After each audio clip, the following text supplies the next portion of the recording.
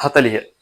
වැවක් අසල පුවරුවක ප්‍රදර්ශනය කර තිබූ වැකියක් රූපයේ දැක්වේ. මොකක්ද තියෙන්නේ? මෙම වැවේ ජලය කොළ පාට කළේ ඔබයි. කොළ පාට කළේ ඔබයි. හරි. මොකක්ද අහන්නේ?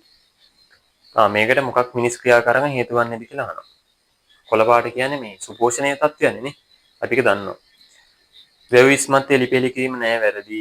මල් වැල්ලීම නිසා ඇල්ගී ගහන යැදීම නෑ ගන්න අමාරුයි ටිකක් ළඟින් යනවා ගන්න අමාරුයි. හරි ඒක තියමුකෝ ඔන්න ගන්න පුළුවන් කියලා. මං කලින් ප්‍රශ්න ටික උත්තර ටික දන්නේ නැද්ද මට ඒක කියතේ ගොන්න ඔයාලට බෑ කියලා හිතමු. වාහන සේදීම නිසා තෙල් හා ග්‍රීස් එකතු වීම ගන්න බෑ. මල ද්‍රව්‍ය හා බහිස්රාය ද්‍රව්‍යයට එකතු වීම. ඒක තමයි විශේෂයෙන් ගන්න පුළුවන් උත්තරේ. 4 හොඳේ. 40ට 4 මම මොකුත් දෙන්නේ නැහැ හොඳේ.